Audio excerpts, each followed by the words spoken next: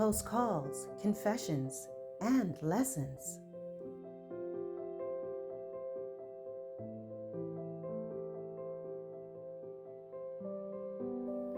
Hey guys, welcome to Big Sister. I hope you guys are having a wonderful day wherever you are. Thank you so much if you're subscribed to my channel. Please feel free to take a look and see the playlist that I do have. I also have something that's called Military Corner, so check that out as well. It is one of my playlists where I give advice to military, current, or those who are thinking about it. So guys, I want to get right into this, but I want to give a disclaimer that this video is not to shame or to shed a bad light or make for anyone to make assumptions about people who are disabled. It was just an experience that I had, and for a long time, or two experiences that I did have when I was younger, that actually affected me and my thinking and how I viewed people who were handicapped, amputees, etc., because of my own personal experiences. Now, as I got older, grew older, became a soldier, and have worked with and knew people who were running right beside me, doing exercises, and then later on, due to being deployed, they lost an arm and a leg. I do know that even though there are some changes to them, they are still actually wonderful people. So that's my disclaimer. I am not against anyone who's handicapped, but I'm telling you how the fear that I had of amputees and anyone in wheelchairs because of the things two incidents that I had, one when I was very young. So the first one was when I was a little girl. I had to be maybe 5 or 6 years old, and I was going to school. It would have been an elementary school. And at this school, there were people who had disabilities, along with, regular students who did not. And I don't know how it started. I don't know how this ended up happening, but I want to say the first instance might have been when I just knew it always happened in the bathroom. And so what that meant was there was this girl. She seemed considerably taller and bigger than I was. I want to say that she might have been, I was 6 or 5, so she might have been maybe 12, or she might have been 10. I don't know. Okay. It was elementary school for me. But they may have had some other grade levels that were higher because it was a pretty big campus where this place was and how the school was. And it was actually a school in Jamaica that was called Hope Valley. And yeah, but she was a lot bigger than me. I remember that she was taller than me and everything, and she was an amputee. One of her leg was missing. And if you just think about it as a child, we're already going to be curious and we're going to be easily frightened. And I was frightened of that. We wore school uniforms, so she had on like a skirt, and but there was just one leg coming out from under there, so you could just imagine what that would have been like for me. And then to top it off, somehow she was telling me I had to meet her in the bathroom, and I had to bring her my book, which we call the exercise book. It's not physical exercise, but exercise book was just what was the name for like a notebook, your writing book for school. And she would be looking at my work and criticizing it, and she would hit me. She was slapping me and hitting me, okay? Not to the point I would bruise, obviously, because I had to go back to school, but she would hit me across my face with the book, with the notebook. And I was just so frightened. I was so afraid of her. But my fear was, number one, I was afraid that here's this girl with one leg hitting me. I was frightened at the fact that she had one leg, and I was paralyzed with fear, and she was bigger than me. And somehow I never told anybody. I assume she probably told me not to. But this went on for a little bit. I'm not sure how long it was, but I do recall having to go and see her in this bathroom, in the girls' bathroom. We were always by ourselves, where she would look through my work, find something that's wrong, and she would hit me. Okay.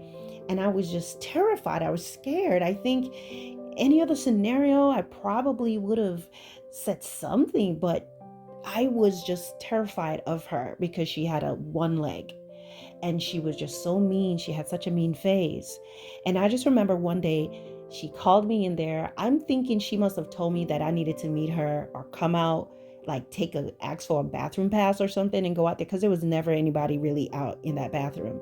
But I just remember one day, I can't remember if it was escalating, she was taken it to the next level. I want to say that like she tried to come into the stall on me. She was just coming in there with her one leg, and she was trying to hit me with the braces that she used to walk. She wasn't in a wheelchair.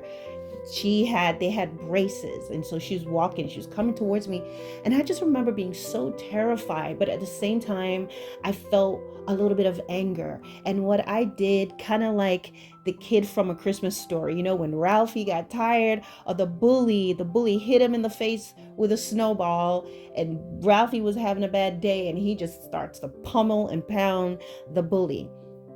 Well, I didn't pound her, but I just remember being super frightened and just pushing her down. I needed to push her away to get away from her and to run. That was my main thing. When I pushed her, she lost her balance on her brace and she fell back on the ground. And I remember, because we were in uniform, she had on a skirt, it went up a little, and I was able to see like the site where they made the amputation. And I was just so frightened, I was so scared, and I just ran away. I don't remember if I ever told the teacher. I don't remember if I ever told anybody. It was like a long time ago, but I just never forgot that. Okay. And it never happened again after that. I just stopped going in there to see her, and I don't remember if I told or not. I don't think I did, because I would have remembered all of that. That would have probably required a lot of communication and seeing her and all of that. So that stopped. The other thing that happened to me was one time I think I had to go over to someone's house. I was waiting on my mom or something like that, and they had a son who was in a wheelchair. He was older. I want to say he was a man, and I had to be like 15 years old or something like that. And I remembered that I had to go into some part of the house for something, and he was there sitting in his wheelchair. And as I was passing by, he grabbed my arm, guys. He grabbed my arm and was trying to pull me in towards him. And what I noticed, guys, what scared me, it felt like a robot had grabbed me, like an iron robot. It like Optimus Prime got a hold of my arm. He was so strong. He was so strong, and he was trying to pull me in to do God knows what, like to touch me. But I just remember wrestling and pulling myself away from him really hard, just snatching my arm really hard, and I ran into the next room. And again, I never told anybody. It just made me uncomfortable. And this is why I can, sometimes when people who have been assaulted or stuff has been happening to them, and people will say, well, why didn't you say anything? Why didn't you say anything? Well, for me, I didn't even experience anything like assault on that level. And I was, in both cases, but it's just a fear. And sometimes what happens is the fear of what has happened, and you're trying to process that, it silences you. That's all I can say about that.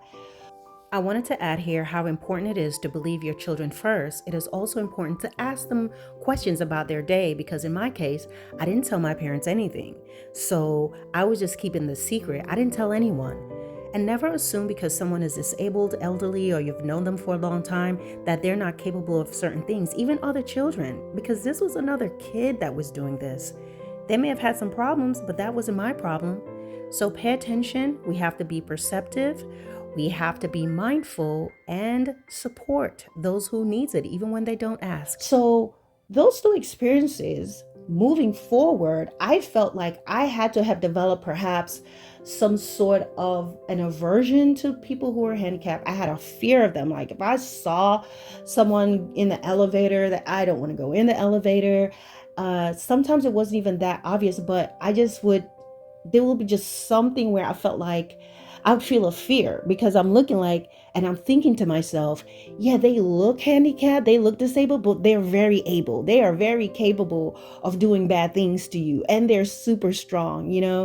And that was what I was thinking. Now, as I got older and processed through some things and realized this is not reality, as I said, being a veteran and being around other people who are disabled, no fault of their own, no one's ever disabled on purpose, you realize they're not all the same.